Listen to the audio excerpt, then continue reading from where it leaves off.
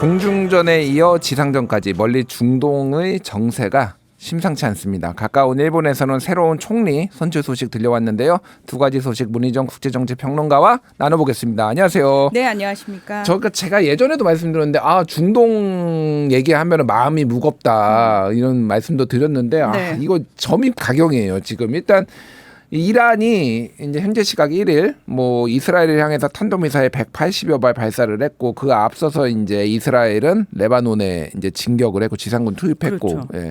이거 지금 어떻게 돼가는 거예요 지금? 자, 일단 이제 국제 뉴스는 들어도 사실 어려워요. 많은 분들이 어려워하시는데요. 예. 간단하게 이 사안에 대해서 정리를 해드리면 일단 지난해 10월 7일에 가자 지구를 통치하는 세력인 하마스가 먼저 이스라엘을 공격을 했죠. 예. 그리고 거기에 대한 대응을 하면서 가자 전쟁이라는 게 소위 벌어졌습니다. 근데 그 하마스와 같은 연계 세력인 레바논의 헤즈볼라라고 하는 또 정치 세력이 있어요. 예. 군 조직이기도 하고요. 무장 조직이기도 하고요. 이스라엘 북쪽에 있죠 레바논은. 그렇습니다. 그리고 가자 지구는 이집트하고 붙어 있으니까 남쪽에 있고. 남쪽에 있고. 네, 그렇습니다. 그래서 아래쪽에서는 가자지구 전쟁을 이스라엘이 벌이고 있었고 이스라엘 북부에서는 레바논 남부하고 이제 붙어 있으니까 네. 헤즈볼라하고 저강도 교전을 사실 벌이고 있는 상황이었습니다. 그 과정에서 사실 전쟁이 계속 길어지고 가자지구에서 4만 명 이상이 사망을 하고 그러고 국제사회에서도 휴전해라라는 압박이 굉장히 심하게 들어왔었고 이스라엘 내부에서도 왜 인질 협상을 우선시하지 않느냐. 라는 여론이 커지면서 네타냐후 퇴진해라 이런 목소리가 굉장히 커지고 있던 상황이었습니다. 여기서 갑자기 이스라엘이 눈을 레바논 쪽으로 돌립니다. 지난달 17일과 18일 삐삐 무전기 수천 대가 폭발하면서 사상자가 엄청나게 발생을 했잖아요. 소위 말하는 삐삐 테러. 그렇습니다. 예. 그리고 23일부터는 대규모 폭격을 하기 시작을 합니다. 북쪽에 화살 작전을 벌이면서 그쪽 폭격을 막 하니까 순간적으로 가자지구보다는 이제 국제사회의 관심 자체가 레바논 쪽으로 이제 집중되기 시작을 했어요. 그리고 헤즈볼라를 막 때려대니까 이스라엘 내부에서 잘한다라는 소리가 나오기 시작한 거예요. 자, 여기서 이스라엘이 한 발 더 나아갑니다. 27일 날 그 하산 나스랄라라고 하는 헤즈볼라 수장을 폭살합니다. 소위 말하는 벙커버스터라는 이제 폭탄, 그러니까 굉장히 파괴력이 강한 미국이 지원한 예. 그 폭탄이죠. 30년 정도 헤즈볼라를 이끌었던 수장으로 알려져 그 있더라고요. 1992년에 수장이 돼서 그때부터 계속 헤즈볼라를 굉장히 강한 조직으로 만든 대표적인 사람이었는데요. 이 사람이 이제 제거가 됐는데 이스라엘은 즉각적으로 우리가 그 사람 제거했어라고 발표를 했지만 헤즈볼라 측에서는 발표를 하지 않았어요. 공식 발표를. 그리고 그 다음 날이 돼서야 인정을 하거든요. 자, 그런데 여기서 이스라엘이 끝난 게 아닙니다. 갑자기 1일 날 새벽에 지상군 투입을 하는 거예요. 그런데 거의 사실 그동안 하고 있던 모습을 보면은 이거는 전면전 수준 아니야라는 생각이 드는데 이스라엘에서는 뭐라고 얘기를 하냐면 이거는 표적 그리고 국지전적인 그런 공습이고 우리가 목표를 가진 공격이다. 절대 전면전이 아니다라고 얘기를 하고 있고요.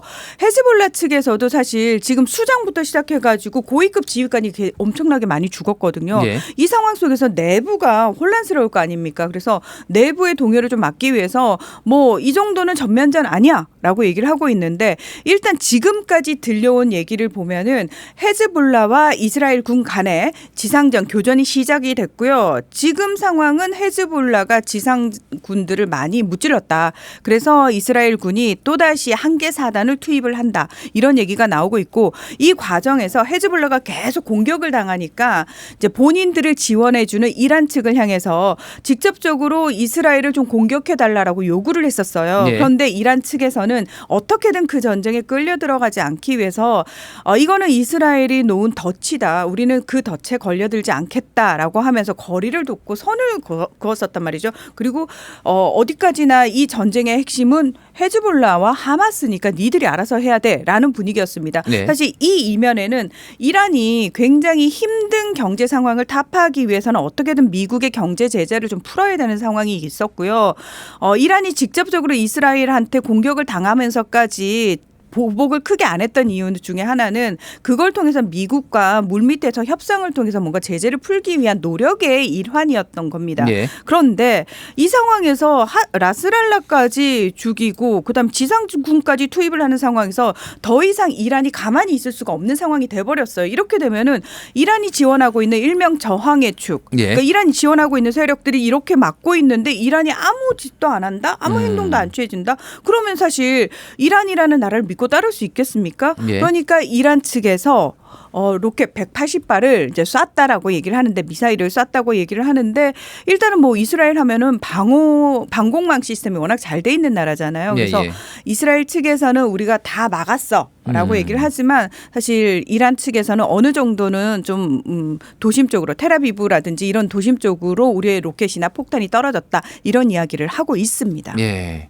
그러니까 뭐 이렇게 설명을 해주셨지만은 결국은 이란도 웬만하면은 우리나 뭐 이렇게 확전 안 하고 싶어 하지만은 네. 이스라엘이 너무 세게 들어오고 계속 암살하고 삐삐 테러하고 그렇죠. 지상군 투입하고 하는데 이러다간 우리 입지가 줄어들겠다. 그러니까 뭐 네. 속된 말로 바보 되겠다 우리가 그렇죠. 뭐 이런 약간 위기감을 느낀 것 같아요. 문제는 그러면은 확전 여부는 일단 이스라엘이 그러면 이란을 이제 공격을 하느냐 첫 번째, 두 번째는 미국이 어떤 스탠스를 지금 취하고 이거를 중재를 하려고 하느냐 이게 제일 중요한 것 같은데. 자, 미국의 예. 입장은 아주 명확합니다. 그 이스라엘을 향해서 니네가 가자하고 레바논 때리는 것까지는 우리가 용인해 줄게. 괜찮아. 그건 방어권 차원에서 괜찮아. 라고 얘기를 하는데 이란을 때리는 거에 대해서는 사실 미국이 지금 물밑에서 엄청 뜯어말리고 있는 상황입니다. 이스라엘을 뜯어 말리고 있다. 그렇습니다. 왜냐하면 이란을 향해서도 계속해서 자제해라라고 얘기를 하는데 이란 측에서도 끝까지 끌려 들어가기 싫어하는 모습을 보인 것들이 어떤 부분들이 있냐면 일단 본인들이 180발 날려놓고도 딱 뭐라고 얘기했냐면 이거는 우리가 어디까지나 우리 방어권 차원에서 한 거다. 하마스라든지 헤즈볼라라든지 우리 혁명수비대 고위 지휘관을 살해한 것에 대한 방어권 차원에서 한 거다. 예. 우리 공격 더 이상 안 하겠다. 너네가 우리를 더 이상 건드리지만 않으면 이라고 얘기를 해요. 그런데 이스라엘에서는 무슨 얘기야? 보복할 거야 라고 얘기를 하고 있거든요. 근데 그리고 이란이 이번에 공격을 한 것과 관련해 가지고 외신을 통해서 계속해서 이번 공격은 최고 지도자의 명령으로 하는 공격이다라는 얘기가 계속 나와요. 예. 이건 무슨 얘기냐. 이란이 지금 페제시키안이라고 하는 신임 대통령은 온건파라고 제가 말씀을 드렸잖아요. 이분이 주도적으로 서방 국가와 물밑에서 협상을 하고 있는 사람이거든요.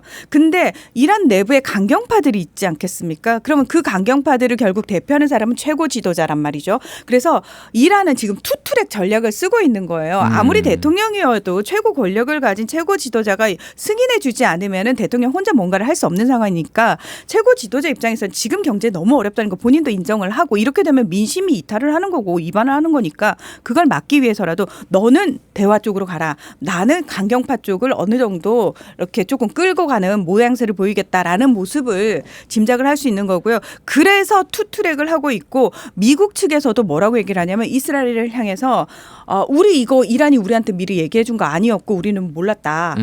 그러니까 제발 자제해라. 더 이상의 확전은 안 된다. 그러면서도 미국은 이스라엘과의 안보 조약에 대해서 다시 한번 그 약속을 지킬 것을 우리가 확인을 한다. 그러니까 우린 이스라엘 편이야.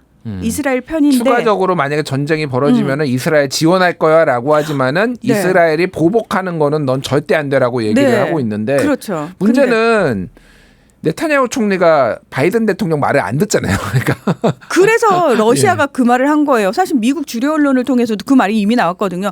바이든 대통령은 이미 중동 정책에서 실패했고 중동에서 통제력을 상실했다라고 미국 언론들도 얘기를 하고 있으니까 러시아 측에서도 이거는 미국이 중동 정책을 실패하고 있다는 증거다. 미국은 더 이상 영향력을 행사할 수 없어라고 얘기를 하고 있는 거예요. 근데 네타냐후 측에서 어떤 얘기가 나오냐면 내가 푸틴 대통령하고 전화 회담을 할 거야. 이거 이제 이스라엘 언론을 통해서 슬쩍 먼저 흘린 겁니다. 네. 할 건데 푸틴 대통령한테 이란이 우리를 공격하지 못하게 해달라고 내가 부탁할 거야라는 얘기가 슬쩍 나와요. 그러니까 러시아 측에서 우리 아직 이스라엘 측으로부터 전화 받은 거 없다라고 얘기를 하는데 왜 이 얘기가 나왔느냐. 네타냐후 입장에서도 사실 지금 이미 가자 지구에서도 하고 있고 헤즈볼라와도 하고 있는데 지상전에서는 사실 지금 헤즈볼라한테는 밀리고 있어요. 그러니까 공군은 이스라엘이 훨씬 강할지 모르겠지만 지상전으로 들어가면은 사실 지형 지물이라든지 이런 부분에 있어서도 헤즈볼라가 훨씬 강하단 말이에요. 예. 그렇게 되면은 예전에 2006년에 34일 만에 이스라엘이 손들고 나온 것처럼 또다시 그런 상황이 벌어질 수 있거든요. 그렇기 때문에 네타냐후 입장에서도 지금 이미 지지율 많이 올랐거든요. 요 상황을 그대로 유지하고 싶을 뿐 여기서 한 발 더 나아가서 이란과의 전선까지 확대를 해버리게 되면 그때는 사실 이스라엘도 힘들어지는 거니까 딱 그걸 원하고 있는 것 같아요. 그래서 그 얘기를 슬쩍 흘리고 있고 러시아 측에 그 얘기를 한 이유는 뭐냐면은 러시아가 이란하고도 굉장히 친합니다. 네. 그렇기 때문에 사실 중재를 부탁하는 거라고 보시면 될 것 같고요. 그러니까 그게 힌트처럼 보이는 거죠. 그래서 물밑에서 아마도 그런 얘기들이 지금 오가고 있지 않겠느냐 그런 짐작을 해볼 수가 있는 거죠. 알겠습니다. 뭐 향후 변화 상황은 저희가 또 업데이트를 해보고요. 자, 이 이야기 해보겠습니다. 일본에서 이시바 시게루 자민당 신임 총재가 이제 총리로 선출이 됐습니다. 네. 사실 일본 정치를 아주 잘 아시는 분은 좀 이 이시바 시게루가 어떤 사람인지 알겠지만은 대부분은 잘 몰라요. 온건파라고 뭐 알려져 있고 언론에서 나오는데 어떤 인물인지 좀 소개 좀 해주시죠. 자, 이시바 시게루 12선 의원입니다. 12선. 네. 뭐 일본은 그런 의원들 많으니까요. 예. 자, 이분도 아버지가 정치인이었어요. 그래서 세습 정치인입니다. 자민당 내에 이렇게 아버지라든지 친인척의 지역구를 물려받은 세습 정치인은 40%에 달합니다. 그중에 한 명이고요. 자, 이 사람 같은 경우에는 비교적 그 한국의 정부, 그러니까 한국과의 역사에 있어서 우리가 많은 부분을 한국 측을 설득을 해야 되고 한국 측의 입장도 좀 이해를 해야 된다라고 이야기를 하는 편이긴 합니다. 예. 그래서 그리고 친한파라는 앞에 별명이 붙어 있거든요. 왜냐하면은 그나마 상식적으로 생각을 하는 지금까지 발언들이 그렇기 때문에 그런 얘기가 붙어 있는데요. 사실은 이 사람이 대중적 인지도는 굉장히 높고 여론조사하면 늘 자민당 총재감 1, 2 후보로 다투던 사람인데 중요한 거는 당내 기반이 없습니다.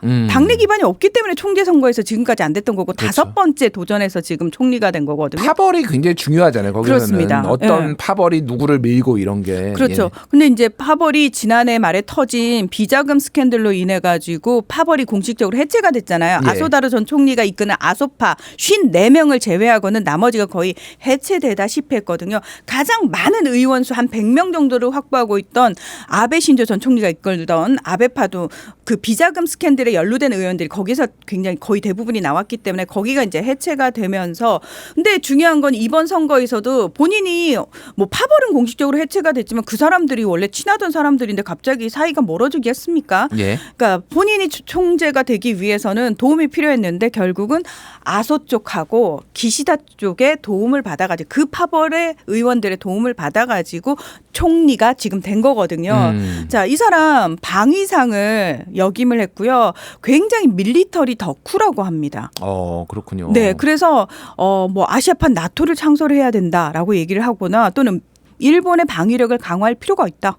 그리고 자위대 이미 존재하지 않느냐. 그 자위대를 왜 헌법에 명기하지 않느냐. 헌법에 명기하자라고 얘기하는 사람이고요. 예. 그러니까 영토라든지 어떤 안보 면에 있어서는 사실 굉장히 강경한 입장이기 때문에 우리 입장에서 굉장히 마음을 놓을 수 있는 사람은 아니에요.